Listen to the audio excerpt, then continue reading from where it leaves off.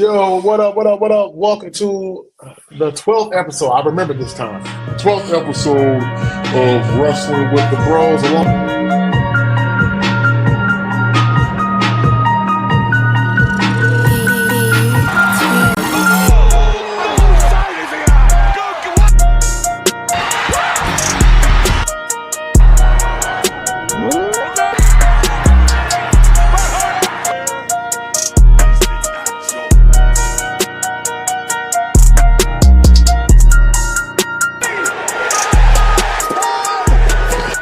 Acknowledge us. Oh, look at Chris Frozen. Look at Chris Frozen. Now black guy. I want to ask you, email you. He says, I didn't forget this time. It's episode 12 in the intro. I'm like, well, what episode is it now? Does he know or has he forgotten? I definitely don't know. I'm pretty sure he don't know either. So, with that being said, welcome to Wrestling with the Bros as Chris begins his Frozen journey. I am with James, our guest host tonight. And Microphone check 1 2. What is? Oh, there he goes. Oh, This? we can hear you. For another episode of Wrestling but it's with darkness. the Bros. Can y'all hear me? We can Y'all hear you, Yes, but we we can can hear see you. you. Darkness. Can Oh, you you hear know us?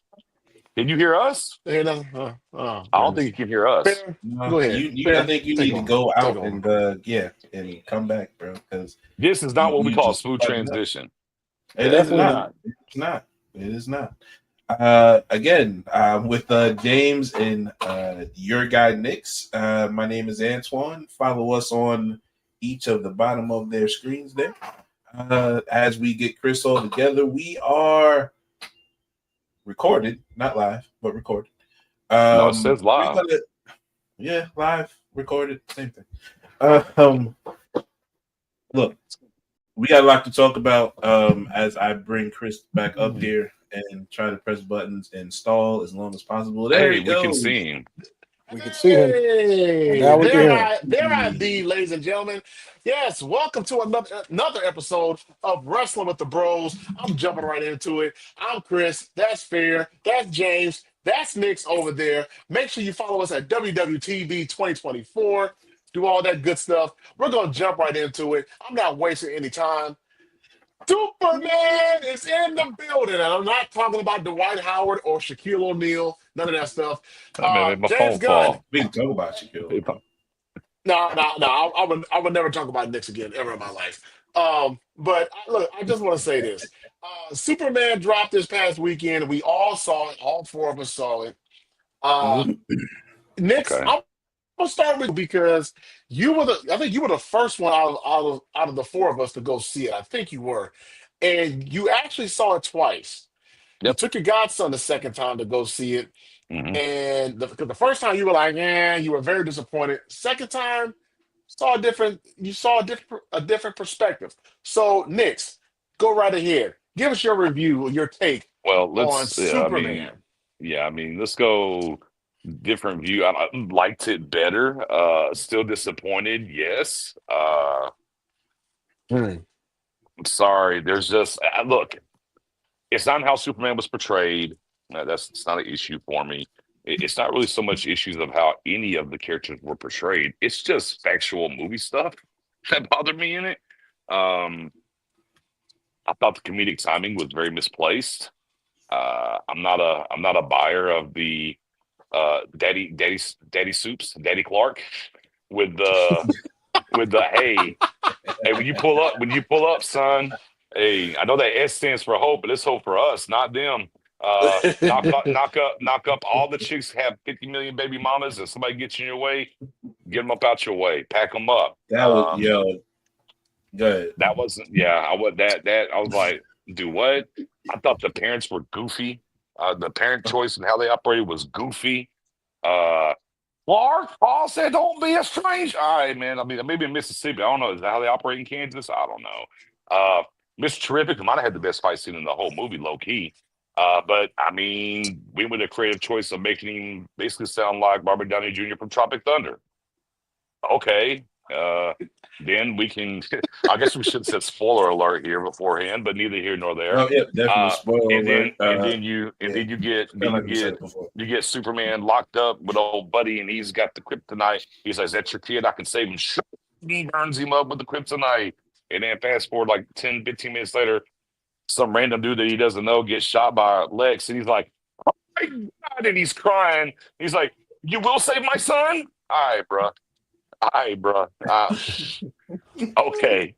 Oh, and then I'm about to get, and then the scene that was definitely the most reminiscent of Guardians in the old Photon River there, flowing into the black hole, if you will, right? And oh, I'm almost dead. Oh, I'm almost dead. Hey, a black hole sucks, right?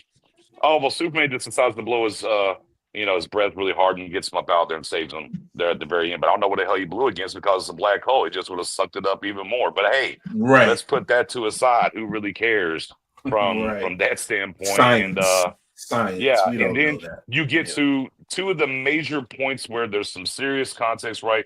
Lois and him, for the first time since they argued, they're having a very one-on-one banter. Well, what's going on behind them out there? Now there's the not the Justice League, but the Justice Gang fighting some biggie, and I'm just not going to go fight him right now because we're talking. And then you get to the climax there of him and Lex with their monologues back and forth. And before that really lands, here's Crypto breaking Lex's arm, tossing him around, and Superman going, "No, Crypto, bad dog, stop, Crypto, please." Yeah, man. All right, bro. Y'all got it. 6.5 out of 10 from me, man. Where I'm at. 6.5. All right, Okay. James, go right ahead. So I'm gonna try to give a more glowing review on Superman. I liked it personally. I loved it. The only complaint I had is I wish it was a little bit longer. I thought James Gunn did a very good job of making Superman kind of look and feel vulnerable in certain situations. I do like the Justice Gang thing that they were trying to do. I find that hilarious. Like, we're not for later. Yeah, we're not the Justice League yet, but we're gonna get there at some point, guys. Don't worry. I thought David Cornsweet as Superman was the best representation in a long, long time of the character. I thought Lois Lane was a really good actor as well. The only thing I will say is I never really put into context the idea of the black hole when he has the super breath and it just blows him away. Like, I'm like, now that you unlocked that in my head, I was like, oh man, that actually makes no sense. Yeah. But now you kind of broke the mold. I was like, oh shit, he's actually kind of right. It does make kind of sense, right? Another thing that I did like, I felt like the universe was colorful, and it kind of showed like a more like brighter side to it compared to Man of Steel, where it just felt very gray and like monotonic, kind of, So I think James Gunn did a very, very good job of portraying the character, and I have a feeling this could be his Iron Man, and in terms of creating his own universe. Now, I will say some of the stuff that was in the movies, like in the show, in the movie itself, was actually really cool. I don't know if we're allowed to say spoilers in here or anything. I'm already spoiler like alert. Supergirl showing up, Supergirl being in the Fortress of Solitude was pretty cool. I was like, oh shit, she's actually here. That was actually a really cool thing. I like how he's setting up the idea of Bizarro. I think that's another cool twist for another plot line that they can go to at some point if they do make another Superman movie. The biggest giveaway I think was when he said, "See, you're stronger than him, but you're just more stupid than him." And I was like, "Oh, that's Bizarro. That's awesome." And it felt like he took two characters and made it one, but it made sense. And that he's going to go to a different universe probably and create his own kind of story is really interesting. When they had the Pocket Universe, did anybody think that was a boom tube? No. Hold on. Like, say it again, James. So you know how like Cyborg has the boom tubes when he can go back and forth between universes? Yeah. I thought at first when he had that, I said, "Oh, that's a boom tube. They're gonna start doing that right away." And I felt like that's a good idea to kind of world build, especially because of how DC is with their universes and everything. Like, it's a good idea to kind of build and say, "Hey, look, this is what we're going to do, and this is what DC is. We have multiple universes that have multiple superheroes and everything." And I'm curious to see what he does next. I was happy with the world building idea. I was happy to see like Gotham City in the background and like the green, like the highway signs and Queenland's Park. Like, I think he has an idea of what he wants to do, and I'm very excited to see the future of the DCU going forward. I would give it a 9 personally, but that's just my opinion. How many times did Fair? Go ahead, man. old girls screech? What old girl? Every time she pulled up, like, oh Bro. my god! Oh, Hawk Girl. Oh, Oh yeah. my god, yeah. Oh my god. Terrible. Oh my god. Well, I guess I'll go. In case you didn't know she was a hawk, you definitely by the end of the movie you understood she was a hawk. You know that Okay. she was absolutely representing. You absolutely know she was Hawk Girl. Yes. Yeah. Was it like this super fantastic great movie? No. Like just from like a structured movie aspect, it had like a lot of holes in it. Like Nick's brought up, he blows his super breath, and he can blow so hard, pause, that he can get away from a black hole. What is like? How does that in? I don't know. And that just might be the nerd in certain people that would notice that. But even in comic books, when they talk about black holes, they make sure that you understand that there's no escaping a black hole. Mm-hmm. There's nothing you can do to escape. Superman cannot escape a black hole. He will just go wherever the end of that black hole took him, right, and start his adventure. So now he can pause, blow hard, and get away. Black holes don't match. Yeah, black holes don't match for him. Oh my god. Okay. So that's one thing. The Justice Gang League squad book club, whatever. I don't know if like you said, Mr. Like I was thinking about it as you said it, Mr. Terrific having the best fight scene. He low-key did. But also I like the Guy Gardner as he was at the end when he was fighting at the army, and it was just, you know what I'm saying?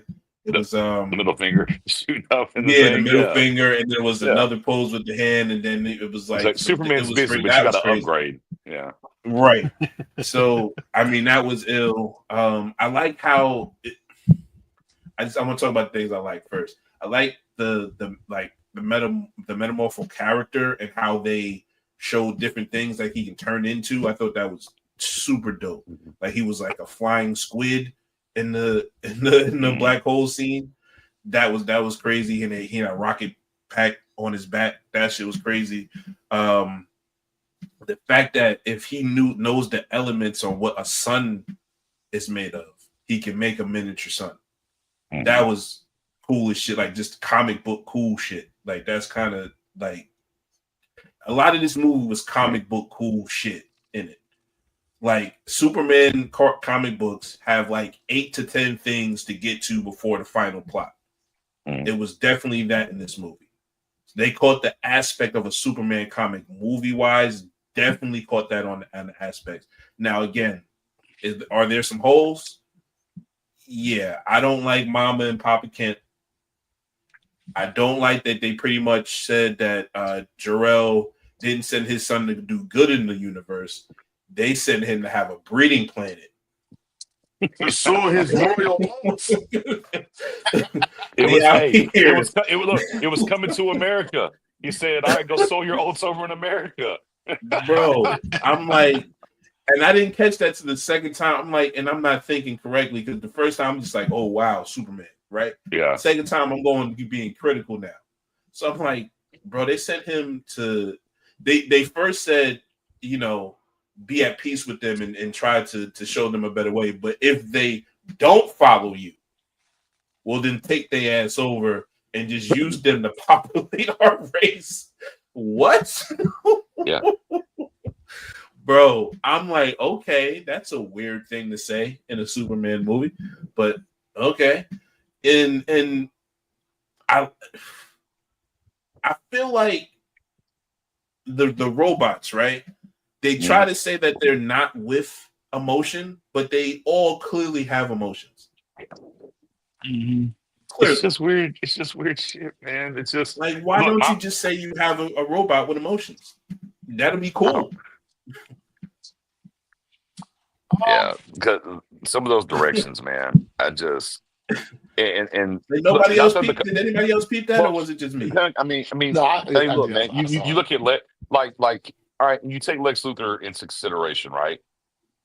That's his old lady over there popping the pics all over the place and everything, and the way she acts and how she was. Yeah, Right. that's his old lady. Like, I you know would what I not think mean? Lex Luthor would have that as his chick. Like, he's not having Right. no TikToky chick as a chick. Like, No. Yeah. I'm Well, like, that's weird.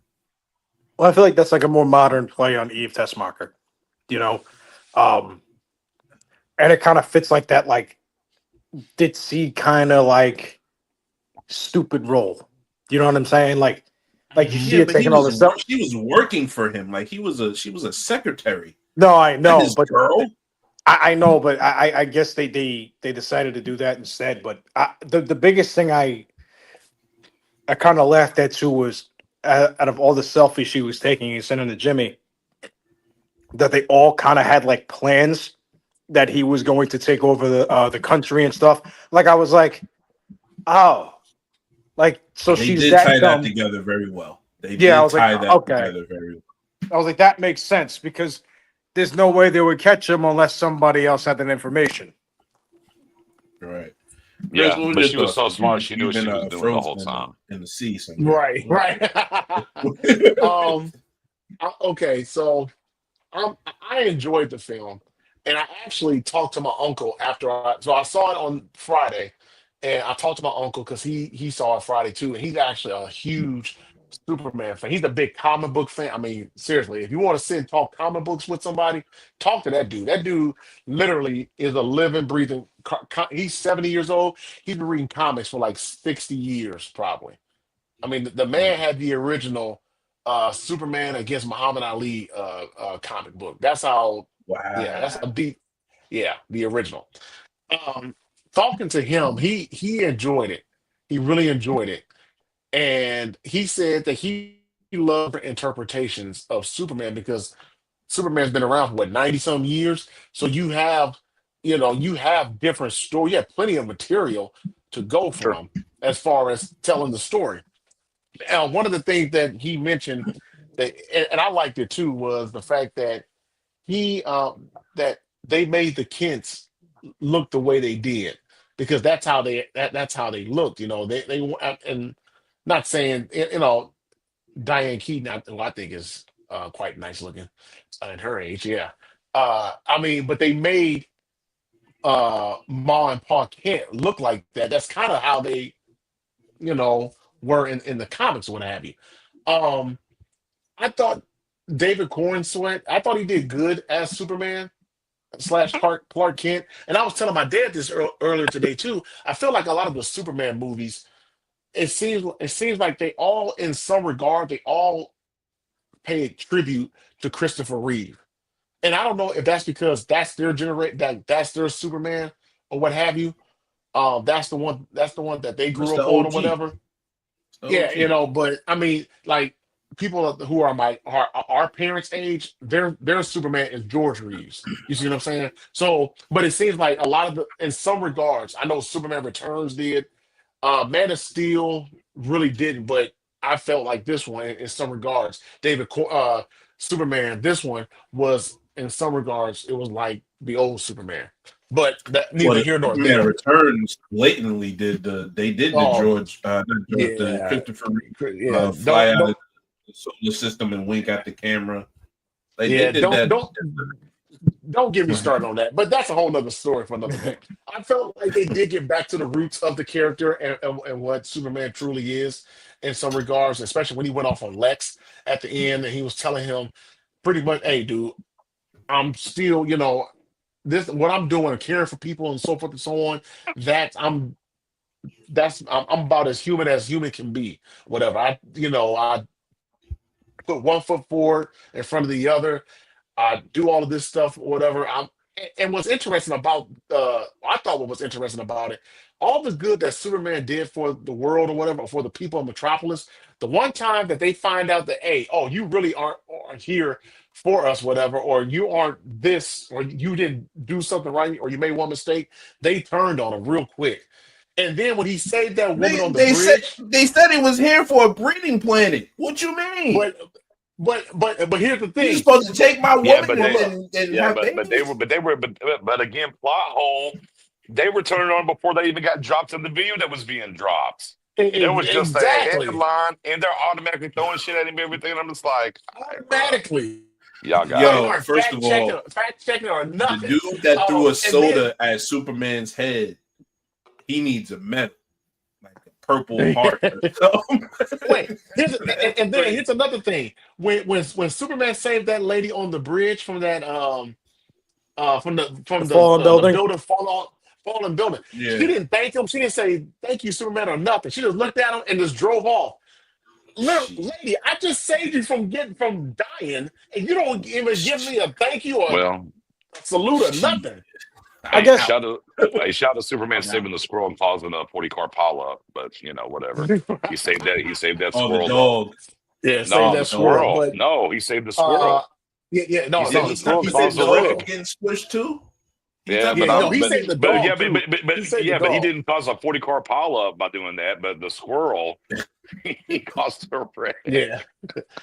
But I mean, me personally, I enjoyed it. The one big nitpick that I had was I felt like the suit on Superman, it looked loose. Even though I know David gained like 40 pounds, to me it just looked loose. And I know they were going for the inspiration, the big inspiration for this movie was All-Star Superman, but it just looked You like can't have the loose ass suit didn't. drawers though. Like, Yeah, I don't know. I mean, to me, loose if you drawers. would have put Henry Cavill's muscles with David Cornsweat's height, that's the perfect Superman right there to me.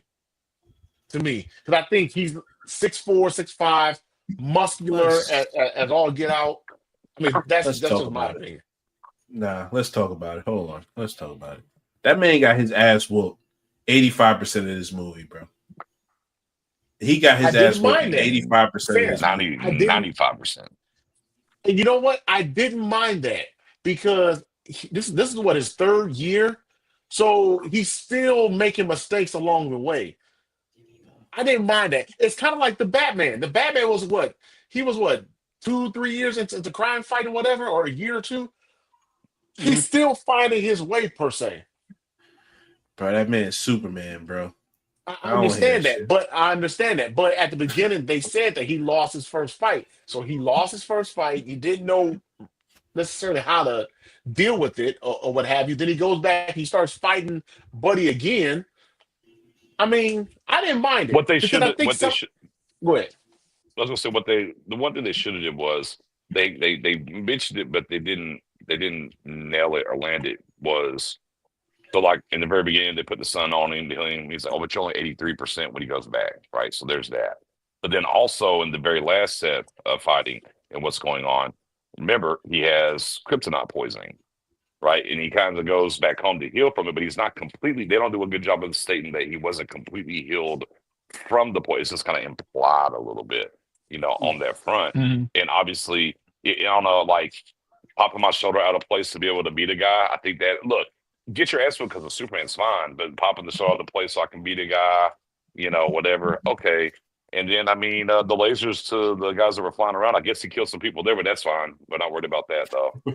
Yeah, oh man, people had a bitch fest about when Zack Snyder had Superman snap Zod's neck, but he can just use lasers and just kill everybody.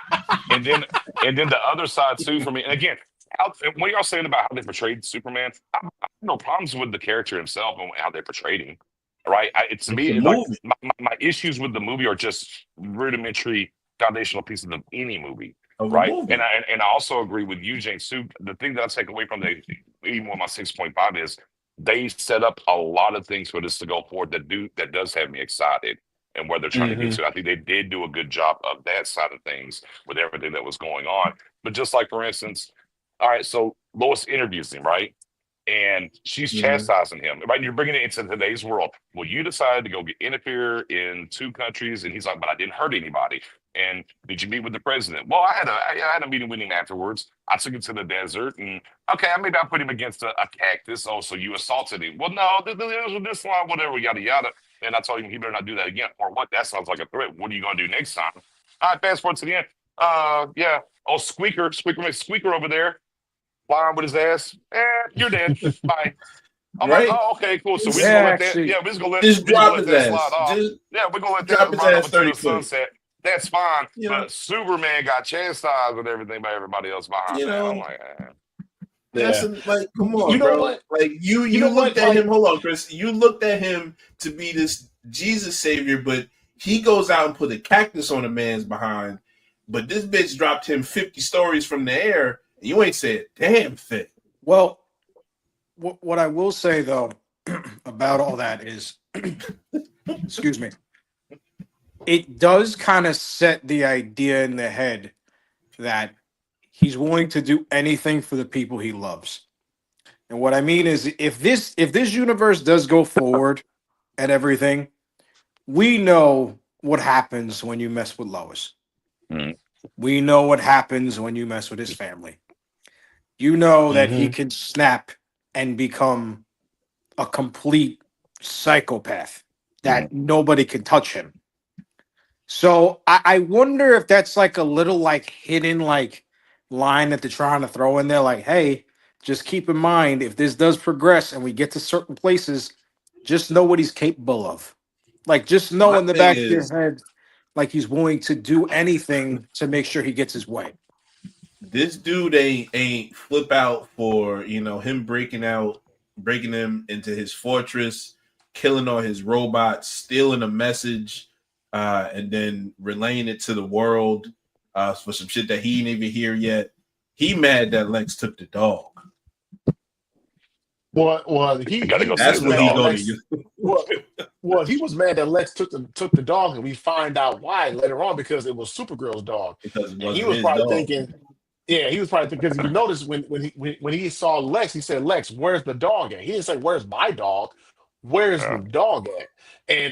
And he probably realized if Kara, my cousin, gets wind of this, she's probably going to freaking tear the whole freaking earth apart looking for the By dog. the So way, if he was trying to save face. I hope I don't get um, drunk party girl, college girl, Kara in the Supergirl movie. But I that's what you're really going to don't want get. to see That's that. but That's what that's you're what probably she. gonna get That's though. what you're But getting. that's what she is in the comics. Yeah.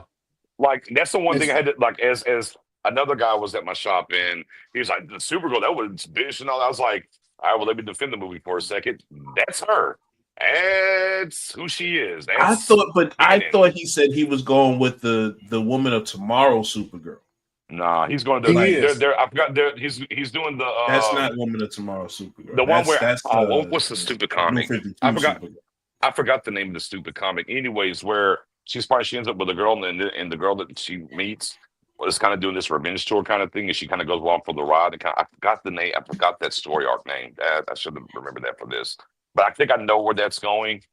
So But no, we'll see. But you got to have That he's character feels like using New development, though. he's 52. using That feels like no, New he's 52 Supergirl. That's not no, like he's that's not the using Woman of Woman of Tomorrow Supergirl. Tomorrow. He's a couple of I know Woman of Tomorrow for sure is being used in But he this probably has to get this to that Supergirl though. movie. Yeah. Nick, I Maybe. I know what story you're talking about, and it's slipping my mind too. Yeah, I know what story you're talking about.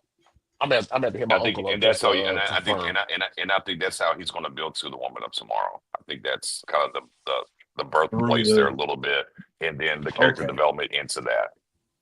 I think Okay. I'll somebody had give it mentioned, that. I don't know how true it is, but I know James Gunn, he got a divorce from his wife, and they think that like when Lois and Clark got to arguing, they think that he wrote that because the inspiration for that came from his arguments with his Uh, wife or something like that. I don't know how true it is, but I know people were really critical of James Gunn and I mean, his writing real quick, style and you some of the mean, things that he I mean, if writes. you want to, if you want to have some fun here, I can show you how it's Guardians, right? So the dog is Rocket, okay, Mm. all right, got it, Mhm. book it, all right. Hot girl, that's Gamora, right? I'm just some badass and I'm doing up.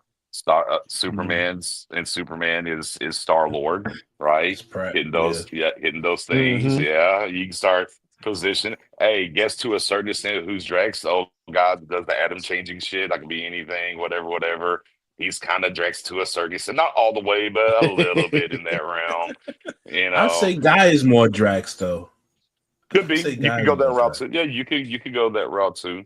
You know, so And I mean, there's like some hidden like little things, but I think that's just gun style, right? I think it's more or less It what and it works. works. It's what gun style And it is. Yeah. works. I mean, Superman is in Yeah.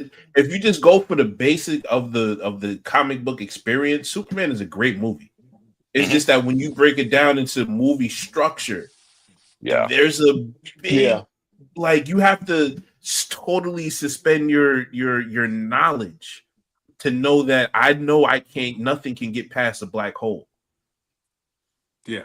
Like Mhm. everybody knows that. So then I gotta just completely think that I'm a stupid motherfucker, and he blew ice breath, and then he gets out of a black hole. Like I'm just stupid.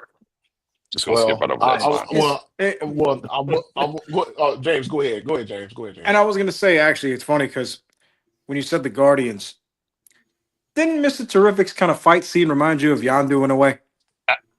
Yeah, You know what I yeah, mean? Yeah. You know what I mean?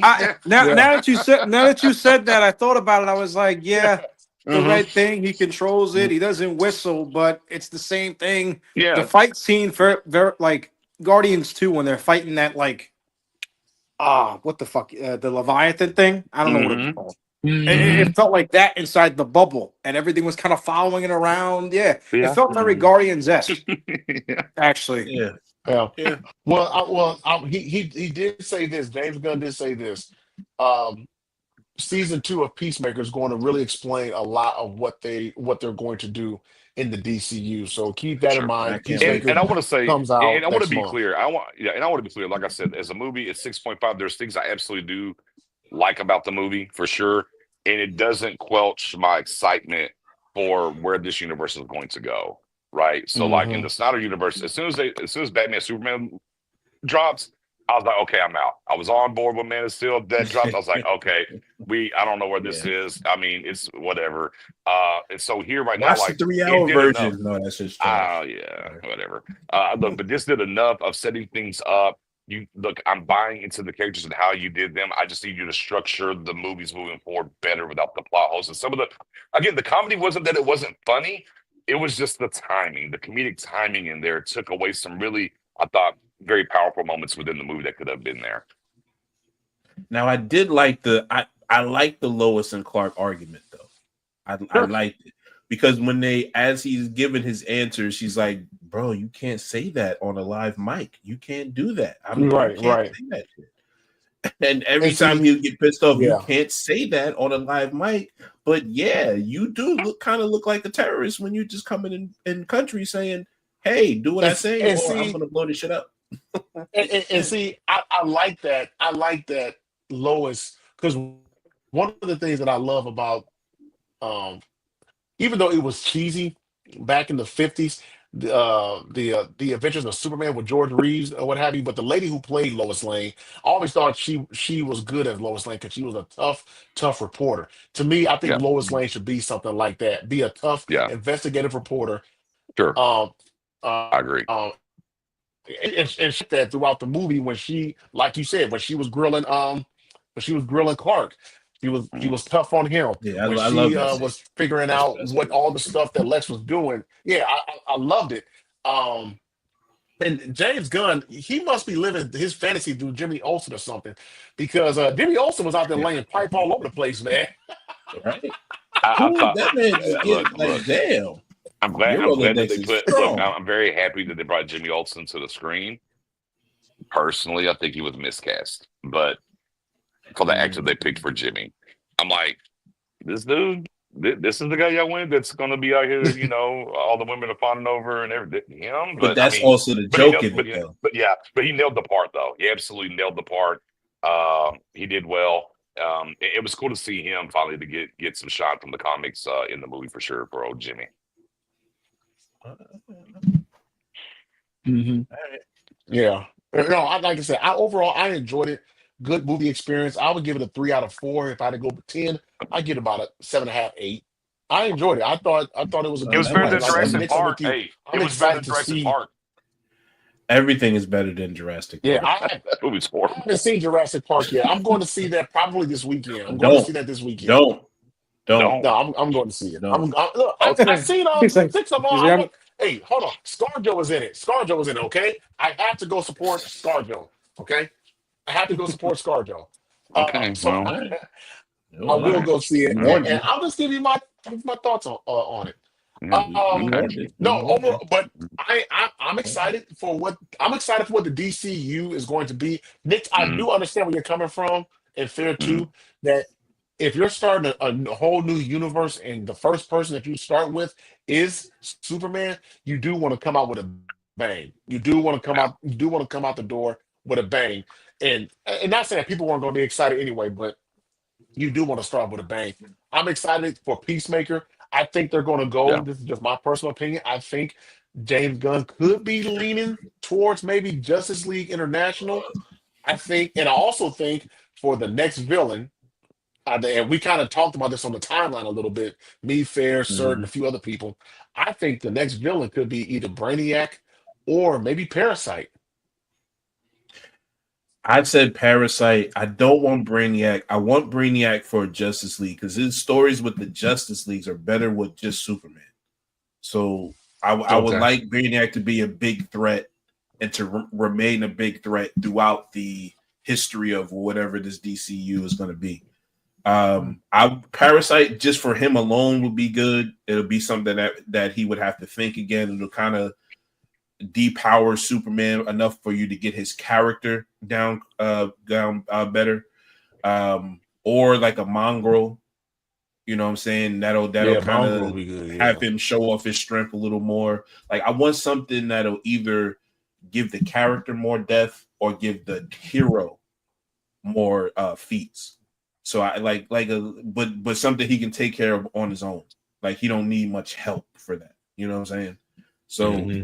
Parasite, I think, Mongrel, like no, stay away from the Brainiacs, the Dark Sides, all of that type of type of thing. One of these movies, I feel like gotta have Batman or somebody, Wonder Woman, But kind of that's going to running be the weird part. interference. Yeah, and see, but here's the Right. other weird part to that is because Reeves Batman's still greenlit and it's coming in 27. That's not going to be a part of this gun universe. Which for some, I don't understand why, because I really would love to have World's Finest. I mean, Yeah, I'm just saying. but we Well, are getting World's Lobo. Finest can happen. But I we just are. don't Well, understand why they don't want why we Yeah, having Reeves Batman in a separate universe than the yeah, yeah, DCU. I don't get Just that doesn't yeah. make either. sense. I don't But we get are that getting. either. But the word is we are getting Lobo in the Supergirl movie, so that's exciting. Yeah, Oh really? that'll be yeah. cool. And That'll be Momoa's Lobo will be doing a good that. test for her. Momo, Oh, yeah, most Momo's doing definitely. that. Like I said, I Yeah. just want something that either will build depth to the character of Superman or build to the feet of Superman. So just somewhere around there. Like I said, I don't need the Randall Savages or the, you know, I mean, Oh, have that'd be Lex dope. around there Randall again. Like I Savage. just don't want the Right. big time type of dudes going against Superman. I want Brainiacs to go against the Justice Leagues, Dark Side's going against the Justice Leagues. Like that's or when you get to those type of movies, when you get that far, that's when I want to see those dudes. Real quick before we move forward, the guy who played General Flag, the reason why his hair was, I don't know if you guys saw this, but the reason why his hair wasn't gray because he was filming Tulsa King at the same time that he was doing Superman. So he couldn't dye his hair gray because he was doing Tulsa King as well. So just a little tidbit I for mean, you guys I didn't right there. I didn't really care about the hair color. I feel like they didn't I even mean, use I, Rick I mean, Flag in this movie. Right. Like he no, no, didn't. no, right. No, He no, could have done much more. I feel you. No, I feel what you're saying, but I mean, just for like, if you try to, for people who want comic book accuracy, and since Right. he was in there, that's the reason why he didn't die. See, I'm just throwing it out there. All Yeah, right, yeah. we had we had a great weekend of wrestling that I missed. I missed two pay-per-views, all in Texas, and I missed the Great American Bash. So I'm gonna let you guys have at that. But I did see Saturday night's main event. I only caught that because I didn't have my super box to watch the fight. Um, and we had Evolution, the second women's pay per view for WWE. So, James, I'm gonna start with you. What do you of the entire weekend out of those four? Can you say that again? Can you say that question again? I'm sorry. Well, I got a Yeah, question. Oh yeah, no say Hold problem. again. on. So we had. I got a question. Okay, go ahead, Nix. Let Go me ahead, get, let me Nix. hit this question real quick. Was All In Texas the best pay per view AEW's had in a couple of years? Um, yeah, it might be because It's got a lot of heat with la- fans for sure. Like, last year, last year when they did Wembley, when it was hmm Brian Danielson versus Swerve Strickland, that one was hmm pretty good too. right. But what I will say is this one, because of the payoff of Hangman hmm Adam Page winning, it kind of took it to the next level. Um, I thought that was their best pay per view, and I thought that was probably the best match they've ever produced, personally. Um, Only That's, because like that's a the strong story statement. of the story of Hangman Page, right? Right. How he was the guy. You know, he was the first person to fight for the belt against Jericho, and he lost. Then he beat CM Punk. You know, then he beat Kenny Omega for it, and then he lost his way. And then the cowboy didn't smile anymore. He changed his music. hmm He changed his tone. He had one of the best feuds I've ever seen with Swerve Strickland. They The went to each other's arsonist. houses. Yeah, Yeah. they went to each other's houses. The Hangman Burning burned shit down. Swerve's house down. Like Oh hmm all yeah. kinds of things. And those guys just went at it. And then you see him close that chapter. And then it's like Swerve helps him win the championship off of the Death Riders, and you see the AEW locker room kind of come together to save the day almost, and to have Hangman be one of the original AEW signings, Right. to have him be the champion of that company, to me was the ultimate payoff, especially considering he lost his way and he hmm lost his smile like Shawn Michaels, and then On he his way back came to the back light. and yeah, and then he got back to the light. They changed his music and went back to his old Hangman music with the horse Yep. riding in on the sunset. And I think the perfect trope of this is he won. They sent the cowboy off into the sunset with the championship because the pay per view ended at 8:30 Eastern Right. time. No, yeah, like 8:30 Eastern time, and they sent them off into the sunset. I thought it was a great pay per view. It was long as all hell. It started at three That's thirty. what that's what I wanted to ask you, James, because you said the pacing of it was really, really bad. If It was maybe it was it should have atrocious. been maybe it should have maybe what been a 3 hour pay-per-view and it ended up being what a 6 hour pay-per-view or something. Yes, I think it should have been four at most. Like some of the matches to me just didn't belong on there. Like you didn't need the Ops versus the Death Riders. You could have saved that for a Wednesday night. You didn't need the. I mean, I love the Hurt Syndicate personally, but you could have saved that for a Wednesday night. Some matches just no. Some matches just felt out of place. Like the TNT title match, right? With Dustin Rhodes, Sammy Guevara, Kyle Fletcher, and Daniel Garcia in a Fatal Four Way. And that to me didn't belong on the show. Unfortunately, they had to fill time up because of Adam Cole just pretty much announcing his retirement. But they had to build up some time for it. But I just felt like anytime you have a show where you only have about three matches in 3 hours, I feel like it kind of kills the interest in it a little bit. And it kind of took them a little while to kind of build like interest. Like I think the crowd was kind of dead up until Swerve and Osprey versus the Young Bucks, personally. Like, and then once they went on and then they had their match, then the crowd lit up. Everyone was excited. I thought Mercedes Moné versus Tony Storm was I thought that fantastic. was really good. That was Yeah, I thought that fantastic. And we have the last of the five matches between Okada and Omega. That one was another good match, but I feel like you I have to didn't kind like of that one that much. I ain't you gonna kind lie. of have to appreciate that style though. I feel like because they Yeah. wrestle like that Japanese like no hmm sell kind of wrestling. Like you kind of have to be like into it and understand it a little bit to kind of appreciate that match. Now, it was probably the worst one out of the five because they've had some matches in New Japan that exceeded expectations Yeah. that were fantastic. But obviously, we got an older Kenny Omega who really can't go anymore like he used to. So I feel like it was kind of just like the worst one by default. And then, the main event, the all-in main event, the Texas Death Match, I think, was kind of their version of WrestleMania 40. They had Brian Danielson come back, and they had Darby Allin rappel in from the roof like Sting used to. And like I said before, Swerve helping out his greatest rival to save AEW, I felt was a very good bow on it. Another thing I liked too that they added in was at the end of the match when he threw him over the rope and had him choked out with the chain. Moxley always mentioned that he was willing to die for the company to save the belt, so that way no one could touch the belt. I'll rather die than let somebody else have it. And in that moment of panic, he tapped to save his own life instead of saving the belt. Yeah. So I like that little aspect into it. Like, oh yeah, I remember him saying that. And another thing I also enjoyed was when the case was when the belt was in the case and they opened up the case and they saw the belt for the first time in like 8 months.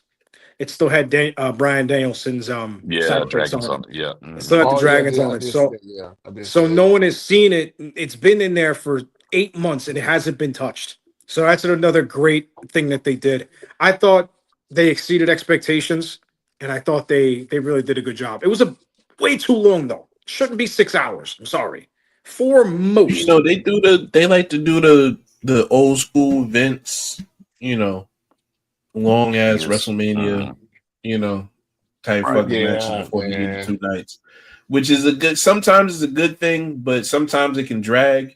And I definitely think that it dragged like towards the beginning, like or maybe middle-ish of the beginning, and then kind of like you said when the big 5 or I don't know if like I said I don't know much about AEW storylines, but I don't know if the FTR and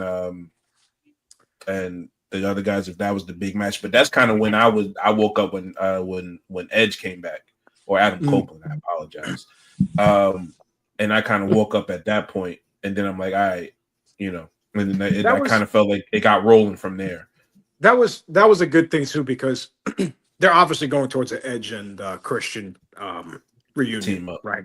Yeah. So, I do like how the callback when Christian told him to go fuck himself, and then Edge was going to say, "Go." It's not like he was going to go fuck yourself. Go find yourself 2 years later.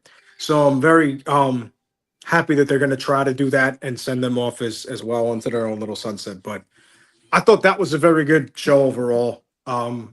Saturday night main event, I'll be honest with you, I thought it kind of sucked. It was trash. I thought it was. I thought it sucked. Garbage. And shout out to Goldberg, by the way. Fuck Goldberg. That's all. Fuck him. Fuck him. I'm just saying. Fuck him. Yeah, I get it. Say his name again. Say his name again. Say his name again. You're on your Bret Hart film. Bro, fuck him. Like what he did yesterday was unacceptable. You can't ask him the question. No, I don't care, bro. Let a month pass. Let a year pass. Let some time pass. They just went all out, bro. They took the. I'm about to get angry. They took the belt off of Jey Uso to put that shit on Gunther. So this motherfucking can have a fucking world heavyweight championship match for his final fucking match. Then he goes on every Ariel, what fuck his name is, Hawani's show. And then he shits on it. Oh, it could have been, done. I could have had it at a PLE. Motherfucker, did you remember that you said you hurt your fucking knee? You didn't hurt your knee in June, by the way. You hurt your knee a couple months before. You just told everybody June 5th. But you hurt your knee. You got it back. All of this shit. But you talking about you wanted your fucking match on the. Hey, you know what? Triple H nerves, wishes. bro. You know what Triple H wishes? That he did have that match for SummerSlam now. Yeah. The way shit is now. Yeah, I mean, fuck, bro. Yeah. Hindsight. You never know what's going to happen. Right. But you never know. But still, like I felt like that was just that was a very ungrateful moment that he had. Like it was not graceful. And he's a dude that I'm like I like listening to him. Like he is real, maybe to a fault. But that the optics of what he did was in nasty work to do that to them, bro. They went out of their way to get you to feel good in that match, bro. And your ass went limping out there and had one of the best workers carry you for 12 minutes. 14. Made you look like $1 million. I'm about to say 14, yeah. 14, even better. Made you look like $1 million. And you talking about they cut me midway through my fucking speech. Meanwhile, the shit's on YouTube with 1.2 fucking million views. The fuck is wrong with you? What are you talking about? That was just crazy to me. That was crazy to me that he would think that would be a cool thing to do, or some I don't know reveal. I don't know what he trying to put your fucking documentary that he fucking probably recorded of himself. Like, bro, that was corny to me. It was real corny to me. But yeah, main event. Nix, go ahead. Go ahead, Nix. Go ahead, man. Nah, man, what it is. I mean, Goldberg hasn't had really a good match in a while. He's almost 60.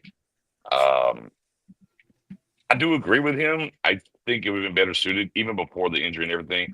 I don't think it should have been a Saturday Night Main Event. I mean, look, you're talking about Goldberg, and I know he's a lightning rod, right? For people who want to talk about his career and where it is, but ultimately, you have him go out on a PLE though. You don't do it on a Saturday Night Main Event. You know what I'm saying? Like you do it at a PLE for that guy. No matter what. He has been good for the business. Obviously, he moved tons of merch. He's made a lot of money. He sold out arenas. He's done those things, and I just think it shouldn't have been a Saturday Night Main Event or a Monday Night Raw. Like if it's for sure his last match in WWE, it should have been a PLE. Now, if you didn't want to do it at SummerSlam, maybe a little bit lesser one, that's fine, But I mean, dear God, I do agree with him there. The speech at the end, you're on TV, cuzzy, stuff's going to get cut sometimes, right? And him talking about with Shawn Michaels or Undertaker when they got cut or whatever. Probably not, but on the same token, you're not Shawn Michaels or Undertaker though either.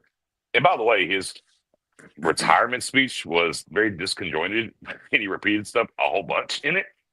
Neither here nor there. Wasn't very well rehearsed, if you will. So that being cut off, like, bro, it's network TV. I don't know what to tell you on that. It is what it is. But I do agree that his final match should have been on a PLE, though. Nix, I don't know if he wanted his final match because it seemed like the stars aligned for it to be in Atlanta, and I don't know if he felt like him being back in Atlanta, his hometown, if he wanted his final match to be in Atlanta. I do agree.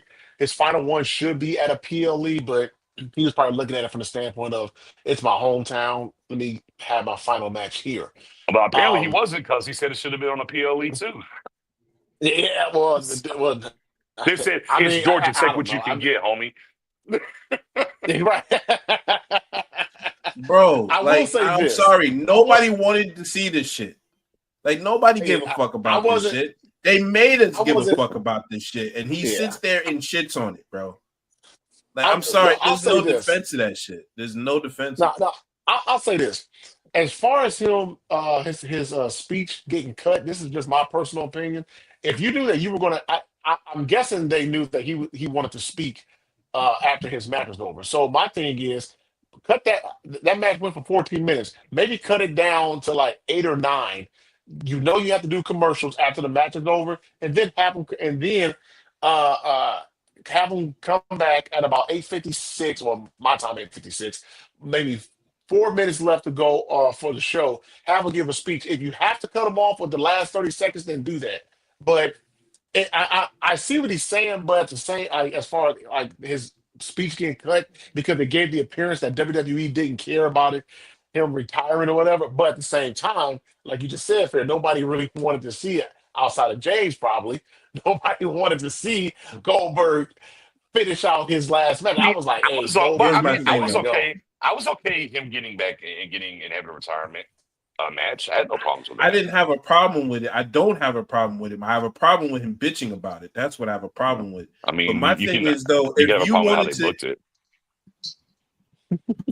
It's not my fault he got hurt, or it's not their fault he got hurt. Oh, no, but I'm just saying. But I mean, just until they booked it how they booked it, I mean, that's part of the issue, though, too, for a lot of people, is all I'm saying.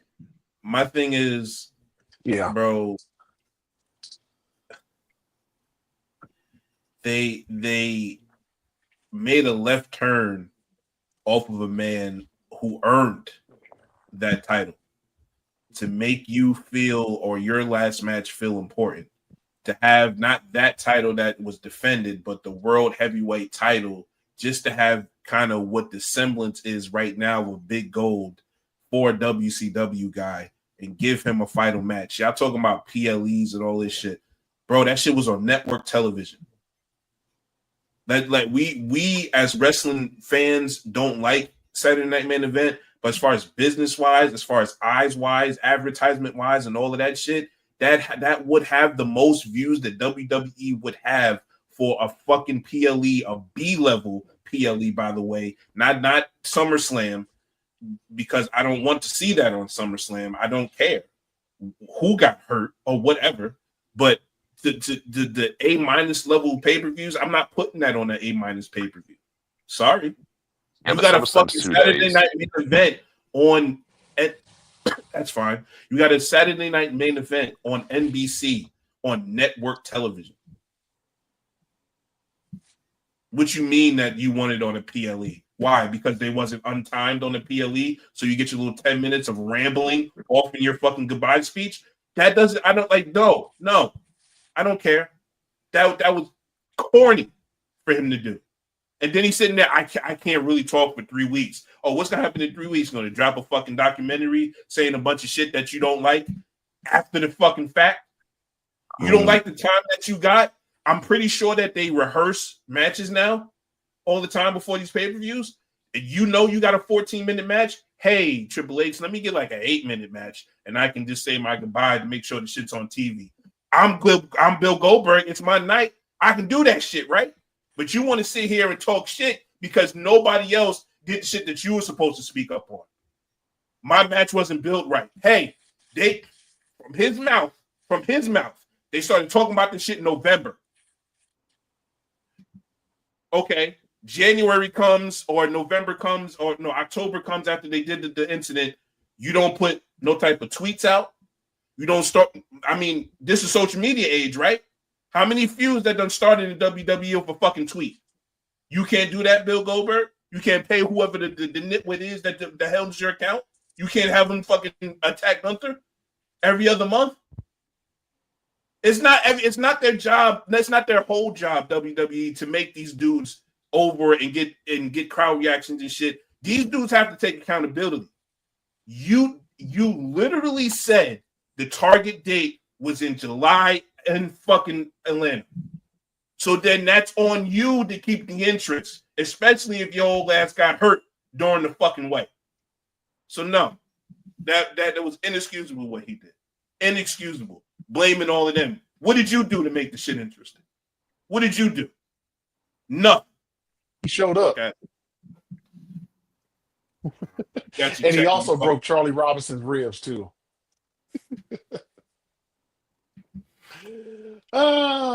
James, I'm sorry that he had a dunk on your favorite wrestler, man. It's okay. It's one of those things. Like you said, he's polarizing. So either people love him or people hate him. I'm just on the side that loves him. So no, you know what? I think it got to a point. It has got to a point where I was like, man, I don't care.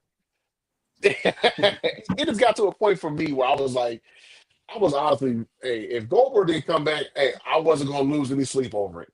If he came back, okay, fine. If he didn't, okay, fine. I was not going to lose any sleep over it. So I'm good with that. I agree. Saturday night's main event wasn't anything spectacular. The biggest story was the worst show of the weekend. Matter of fact, I think Steve better than I don't know what was a bigger story. Seth Rollins, probably Seth Rollins getting hurt was the bigger story coming out of that T-Move PLE. No, it didn't. It really didn't do nothing. Like I said, I miss the Great American Bash and All in Texas because I was at my son's basketball tournament, so I missed those two pay-per-views. I was kind of getting updates here and there from it, but I made it home just in enough time to watch Evolution 2. I'll say this: why we haven't had Evolution, this should be Evolution 7 or 8, however you want to announce it because Evolution was that pay per view was It was dope. that shit was It was hidden, dope. man. Dude, the pace of the pay per view was so great. It felt like it was just going and going and going and going. Every match was great.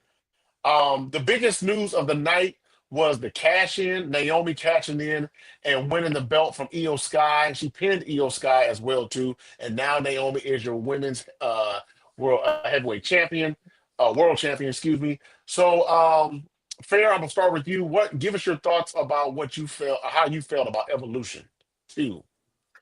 I thought again that was the second best pay per view or PLE, however you want to say it, with WWE of the weekend. I thought All In was by far like number one. Like the Okay. matches, those that type of just the atmosphere of it.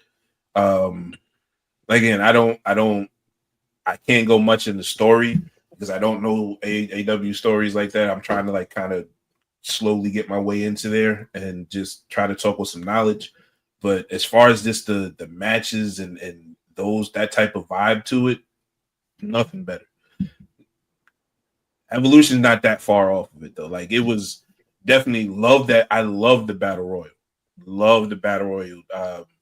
Last Legend, I thought possibly could win, but she definitely looked strong. Love that for her.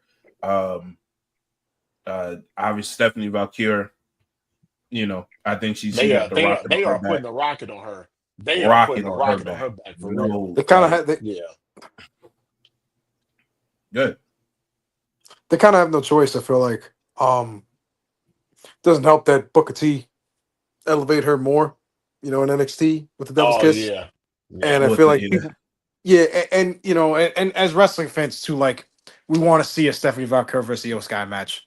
We want to see. I think at some point you're gonna get a Rhea Ripley versus Stephanie Valkyrie match. I think people want that now more than ever. yeah. So I'm not surprised that they're putting this rocket onto her and say go because she whatever it is, she has it. Whatever that may be, she's got it. And I And the think it's a promo good that thing she to do. cut after the battle royal, obviously it's not her first language, but her saying wrestling is her first language, that caught me in the feels. I don't know about anybody else, but that caught me in the feels. I thought JC Lane, or is it JC Jane? JC JC Jane. Jane. Which one is it? It's Yeah, not Jesse Stephanie Jane, Valkyrie, yeah. right, Chris? It's JC. Okay. Right. So I thought her and Jordan Grace had a great match. Love the what's her name? Blake Blake Monroe. Monroe. Love the interference in there, how that flipped as far as from Great American Bash. They was teaming up. Now she turned on her. Love that aspect of it. I don't know. I like the Jade Naomi match. I don't like, people want to talk about, oh, she took punishment, 80% of the match, and then she hit two moves.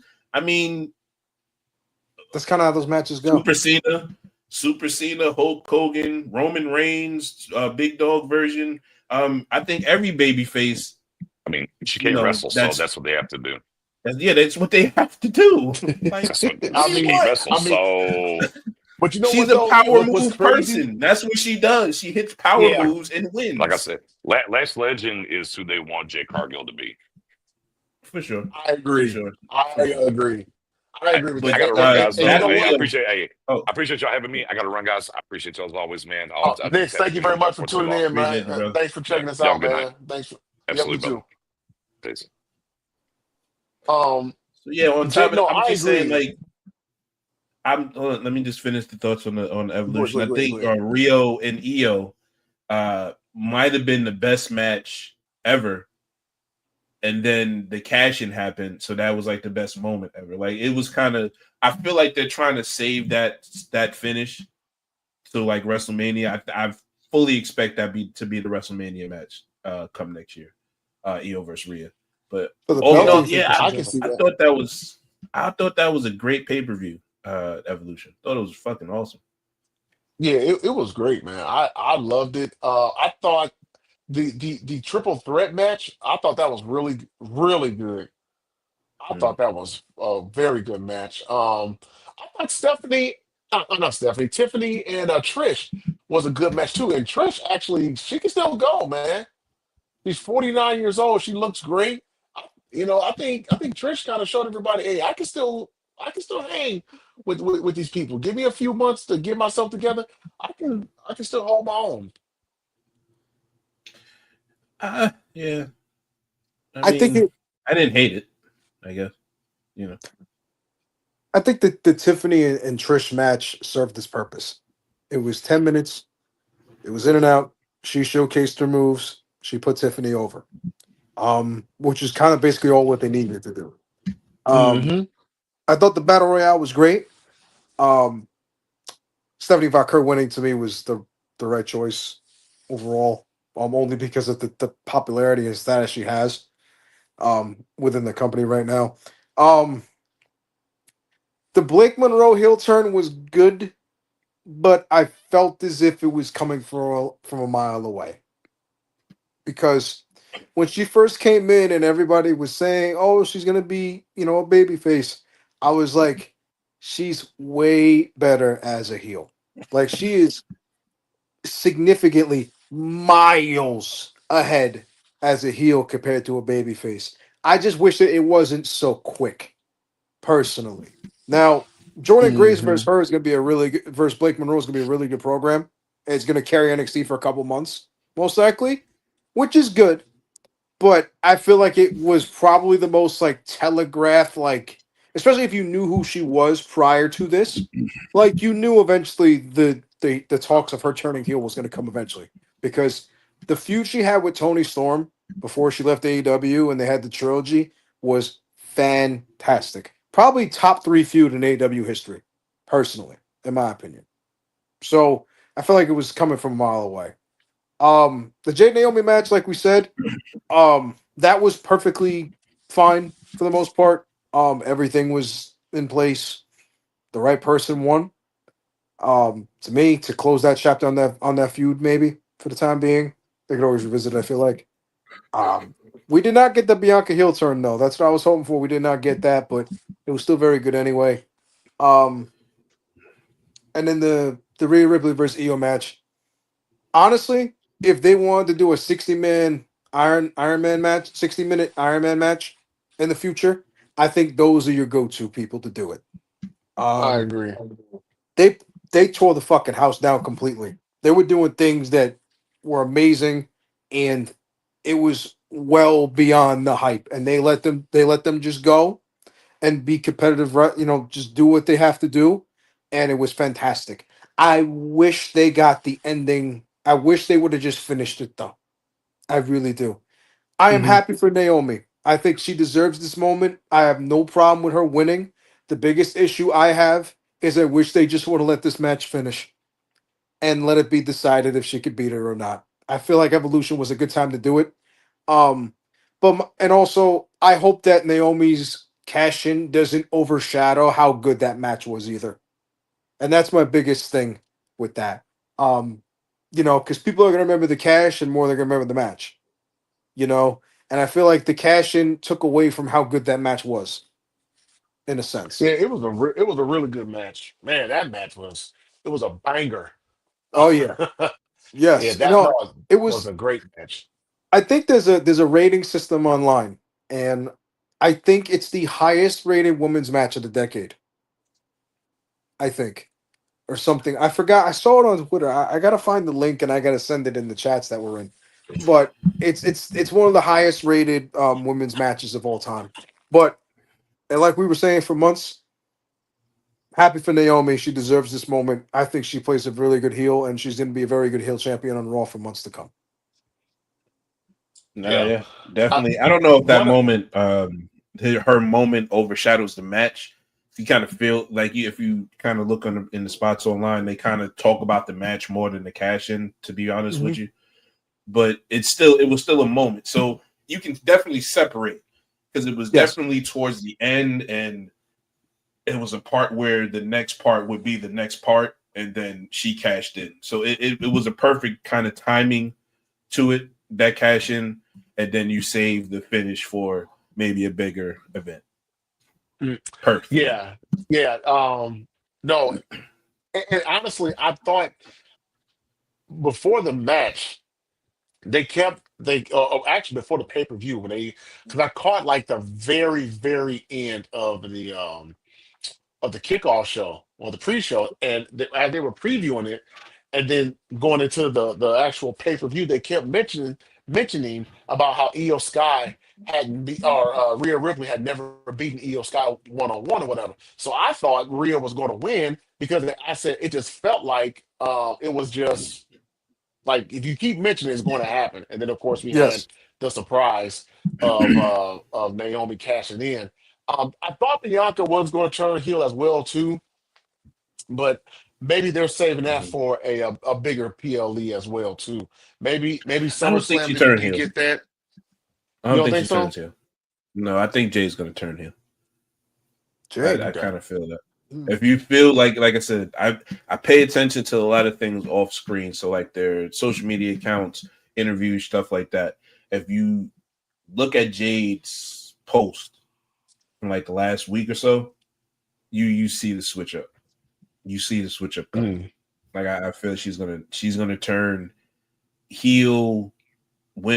I'm pretty sure she's gonna win the title. She's gonna turn heel, and I think they're going to start that Bianca Jade feud sooner than later. I think that's definitely what. And that'll be that'll and if that's the case, then that'll carry your women's division in SmackDown pretty much. That'll Yeah, that'll carry it carry into WrestleMania. To be honest with you, if they do the feud right. Yeah. WrestleMania into probably WrestleMania and maybe like from the Rumble into Mania. Yeah. Mm-hmm. Yeah. Um no, overall, honestly, like I said, I was mad that I had to miss a couple of those pay-per-views, but it is what it is. But no, It was a overall, fun wrestling weekend, bro. It yeah, It that's was. what I was was it gonna was a say. It real was fun a wrestling great weekend. wrestling weekend, and I know people are going to compare AEW, WWE, who's better, and so forth and so on. If you're a wrestling So it's fan, tired, bro. you just had if you were off work or whatever, and you're a wrestling fan, this was your weekend. This was It this was. was your I weekend was off. to really sit I back. was off from And, when did I take off from the 9th of July? That was my last day work, and I just came back to work today. So I was off, like nothing to do. No kids, me and the wife chilling. She let me come in and watch wrestling a little bit. Like I was you were in lit in hog here, heaven, man. You were in hog bro. I heaven. was lit in the mud, bro. Just chilling.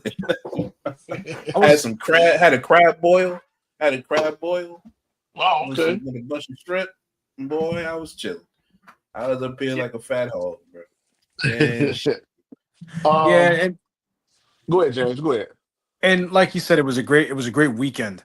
And the comparisons AEW and WWE are naturally going to come together because they've been doing this, airing the pay-per-views the same day as AEW and WWE, vice versa. They're doing it again, actually, Yeah, for, next month, I believe. for Forbidden Door in yeah. August. It's on August 24th, and I think NXT Heatwave is the 24th as well. I think it goes on after Forbidden Door. So they have a tendency of kind of trying to copy whoever sets up the first move will copy and kind of do so forth. So the comparisons are always going to be there if they keep doing it. As much as it's, Right. the sense of Right. tribalism in wrestling is never going to go away, unfortunately. Yeah, It's either and you're playing it's- and you're falling for it. Because, like- bro, who watches anything live anymore? Chris just said he missed half of the fucking pay-per-view. He watched it after. Nobody watches anything live anymore. Like, come on, bro. I watched All In on Monday. Oh yeah, You know what I'm saying? I didn't even know that. You know what I'm saying? Like, I didn't like I caught the clips of it online, but I watched the full entirety of the damn pay-per-view on Monday, bro. Mm. Like nobody On watches YouTube? anything live. No, On on YouTube? Max. Oh, it's on Max? Yeah, they have Well, they have a deal yeah. with us. They Yeah, have a no, deal with us. my bad. It's not. It wasn't on Max. It was on. Prime No, it was on Fight TV. one of my streams. But Oh, okay. you know, Gotcha. it was recorded. And I watched it. Yeah, I bought. But I didn't pay for it. I'm sorry, but I I watched it, and it was good. But I watched it on Monday is the point. Nobody, like, come on, man. This live shit don't matter no more. It don't matter. It's too much time and TV to eat, for all of them to eat and eat plenty comfortably and get these big contracts from these TV networks. It's just, you know what? It's such a rage. It's such you know a rage. what? And real talk, real talk. I'm surprised AEW doesn't have their pay-per-views replayed on Max. I'm real surprised. I know they have. I'm sure they shows, do. They will. They will eventually. I just think it takes some time for it to come up because I know on the on if you look at Max, they don't have all the pay-per-views yet. So I guess as time goes along, then they'll be on they there have eventually. The library though. Yeah, they do on there, like kind of like Peacock does. Peacock doesn't like put the SmackDowns right on Peacock. Yeah, you gotta watch it through the USA app. Yeah, but like it was a great weekend. It really was, and it made you appreciate wrestling as a whole because if you're a fan of it, you had All In that was 6 hours, and then you went to then you went to Saturday Night Main Event, and then you went to Evolution, which was probably the second best pay-per-view of the year. Right. And it's now to me, they should just make it yearly because they tore the house down. And I don't know why. I don't know why Triple H is like, dang, we'll see. No, it has to be yearly. It has to be the same thing in the Elimination Chamber. It has to be the same thing in WrestleMania. You got to have it yearly. So I agree. And I've seen a lot of people say about the Triple H, why was he so kind of, but he has to look at it on the grand scale of it. Like we're looking at it at the bottom up, right? Well, he's a part of a corporation, and everybody and nobody wants to hear this. Sorry, but he's a part of a corporation, and they're looking at it in the most micro way to see if this is actually going to make money or not. When they break that down, I believe they will announce another Evolution next year. Because they went up against as far as television, I guess, competition, they went against AEW. Part of the night of AEW anyway, but off that everybody's paying them attention. They went up against that and pulled off a Saturday Night Main Event and a NXT. And then on Sunday, they had the whole thing to themselves, and they went up against a Beyonce concert in the same city and pulled 7,000 people. Wait a minute. Beyonce was in Atlanta, I think, Friday, Saturday, and Sunday. Maybe and Thursday, too. No. Yeah, but she was there like Friday, Saturday, She was there all weekend. And they pulled 7,000 from still, bro. They still pulled 7,000. And don't forget, even though the Home Run Derby was Monday and stuff, MLB's All-Star game was in Atlanta. So it was, man. Shit. Yeah. So, I didn't even think about that. And to be honest, I don't think they were trying to, what's called counter program. I think they seen the fucking MLB All-Star game that weekend and said, hey, I might can pick off some fucking people that's some baseball fans. And people that went there for the Beyonce concert. Maybe I pick somebody off there. I don't think it did. Whatever, and I could be the most naive person, call me whatever. They saw the city of Atlanta getting an influx of tourism, and they said, I'm gonna put that shit in there.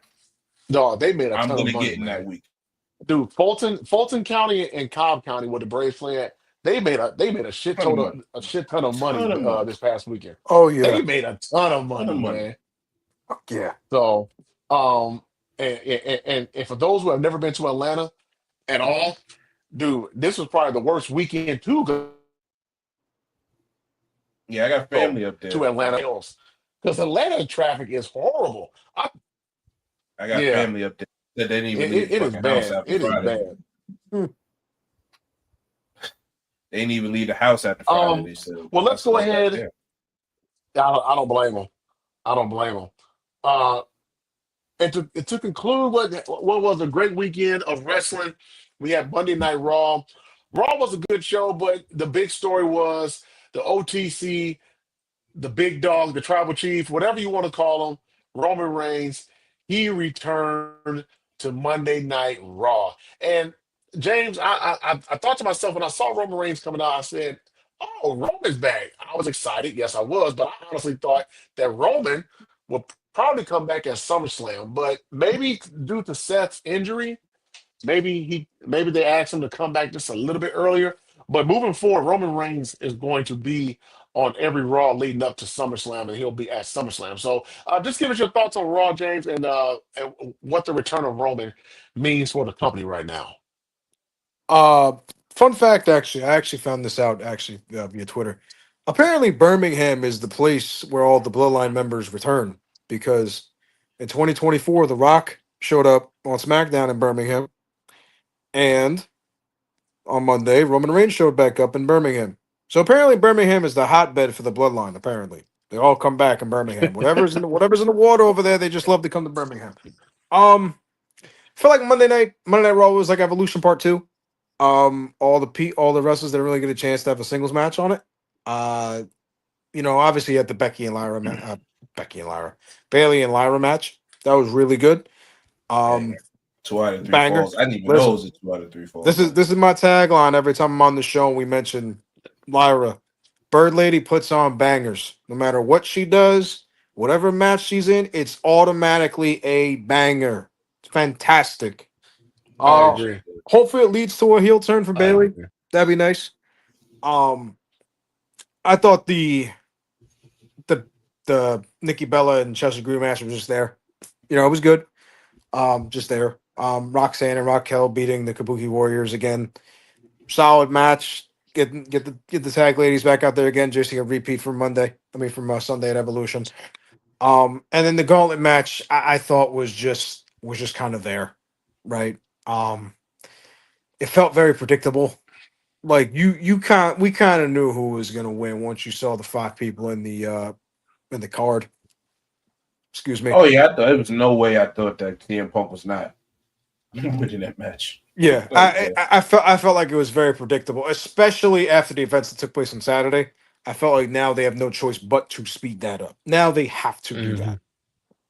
I will say, I don't know if we're gonna get to this, but I don't know what the fuck LA Knight has done to piss somebody off in booking. I don't understand it. He's the only SmackDown guy there, right? So why is he even in the match? Why is he there? Just so you can have him lose to Braun Breaker. I know Braun Breaker's the future of the company. I get it. I understand. But he went from the Bloodline Vortex to the Seth Rollins Vortex, the Oracle Vortex now, apparently. Like, what are we doing here? Like, this guy gets cheered constantly every week. Get biggest pop in the arena almost every week. And you're basically just saying, we just don't see it in this guy. But you see a spot for Jelly Roll on SummerSlam, but you don't see a spot for LA Knight on SummerSlam right now. Yeah. I don't get it. I don't understand. And for whatever reason, I maybe I'm the only person that feels this way.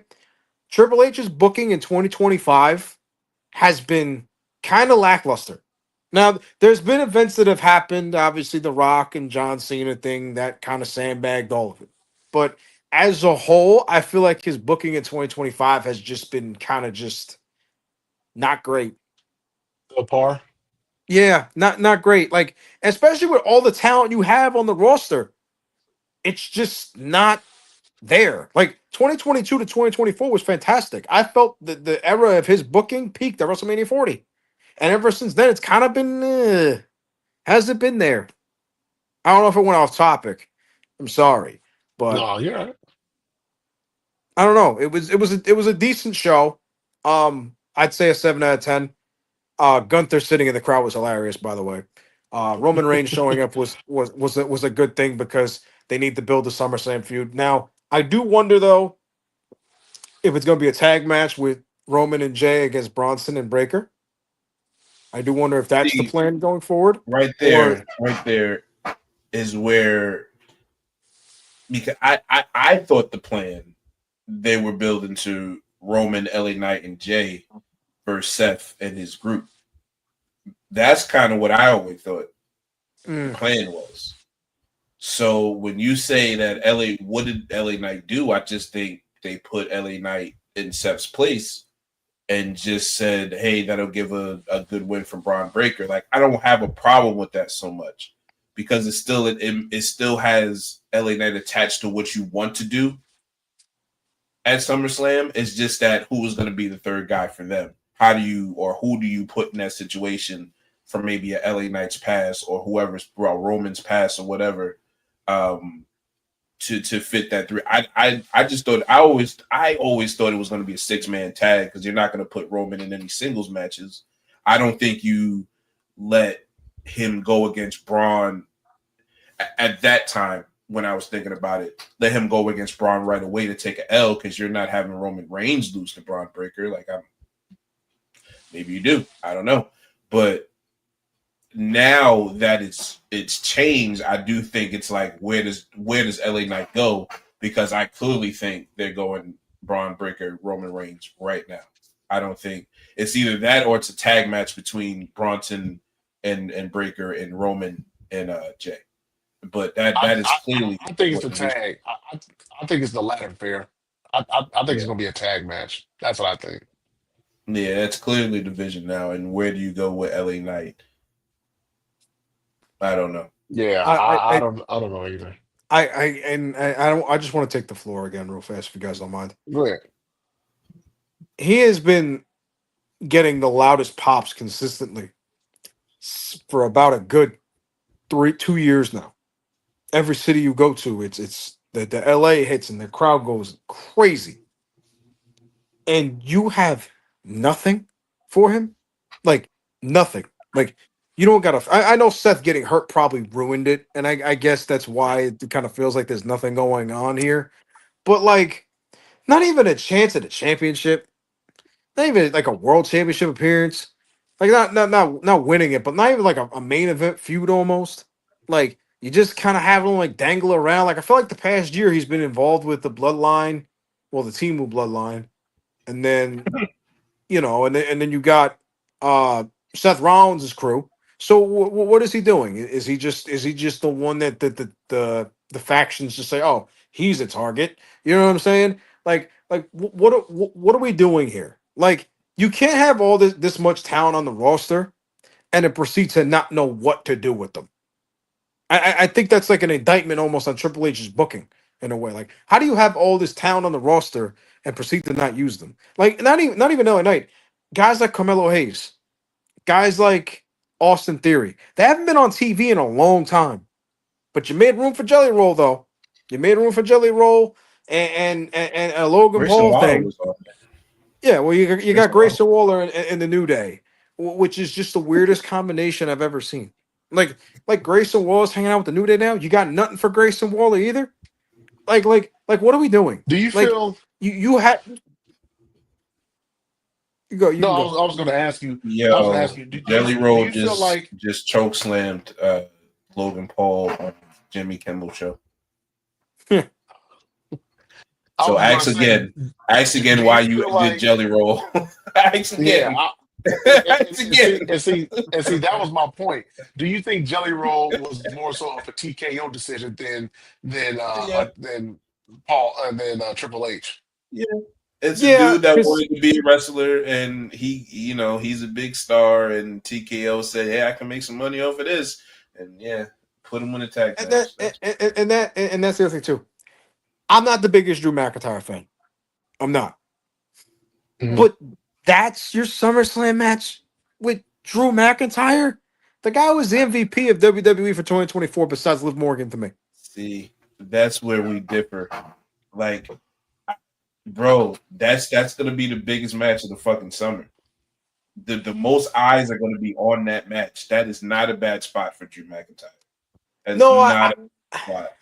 I get it. I get it in the terms of like star power because Jelly Roll is like is a famous musician. He's worked with WWE in the past and everything. And he's working with Logan Paul, who's probably the most hated heel on the roster. And you have a built-in feud with Randy Orton. So I understand like aspects like that, but a guy that was on the verge of winning the title in 2024 has been relegated to a tag team match with a celebrity. That to me just doesn't sit right with me. Like how do you have a guy that was in the feud of the year with CM Punk all of a sudden be intertwined in a side quest with Jelly Roll? Like, and it's not a knock on it. It's just I'm like, how did we get here? Like, there better be is he you say, okay, like just do this, and then when the fall season comes around and we have a decision between Cody and Cena, who's gonna win, then we'll put you in there. Like, is that what you're gonna do, or are you just gonna have him float around with Randy Orton and figure it out from there? I think they're gonna float around with Randy Orton and figure it out from there. I think, in my opinion, again, just my opinion, I don't know if it's Cody Drew, but there's no way in hell I don't think that Drew McIntyre is not getting a WrestleMania title shot. I don't know how, by hook or by crook. I will absolutely 100%, whatever you want to bet, that Drew is getting a title shot at WrestleMania next year. I wouldn't be surprised if he wins the Elimination Chamber next year. I wouldn't surprise to be Royal Rumble, to be honest with you. Well, here's the thing. He's fallen on this sword for this company, and I think that payday is coming. Well, here's my thing on the Rumble. The Rumble's in Saudi, and I have a feeling maybe not. Yes, I now that Rollins is hurt, I think it might change. But I had a feeling that Sammy was going to win the Rumble in Saudi. I think that was going to be his moment. I would hate that. But I just have a feeling it's going to happen. It's telegraphed because the way the Saudi shows work, it's either Sami Zayn's a superhero or apparently Solo Sikoa is a fucking god over there. Like there's no in between. Solo's undefeated over there. Like make that make sense. He beat John Cena, he beat Roman Reigns, and he beat Jacob Fatu all in Saudi. He's solo Saudi at this point. It just is what it is. Like solo Saudi. That's hilarious. It's right there though, you know. He said solo Saudi. Okay, my bad. Listen, I would hate that. I don't want it. Wouldn't. I don't feel. But it might work because it's Sammy, because we all want to see Sammy get that big shot and win it. I don't want anything to happen that's that telegraphed. I really don't. So I don't know. I don't think I would like that. They would have to absolutely tell me this great underdog story for me to get into that, because I really don't think I would like that.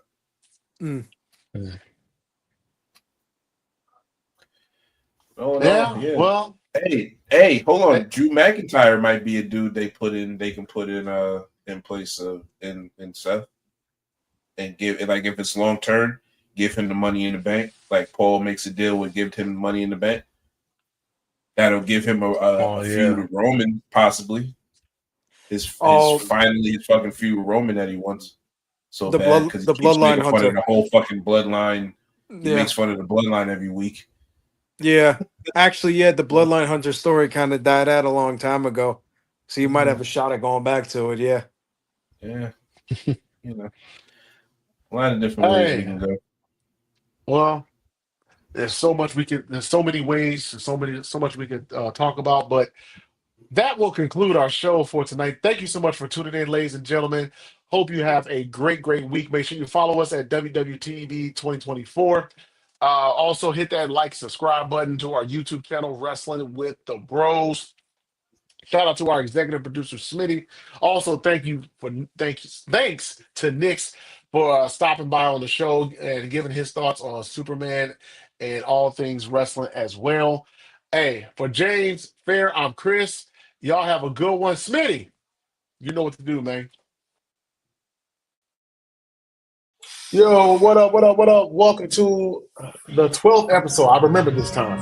12th episode of Wrestling with the Bros.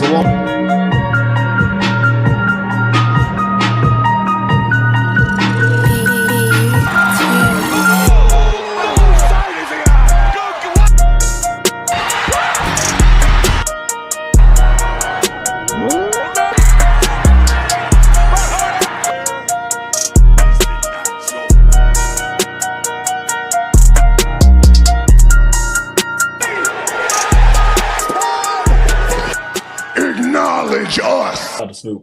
For Fair, Smitty, I'm Chris. Y'all have a good one. Hey, y'all take care.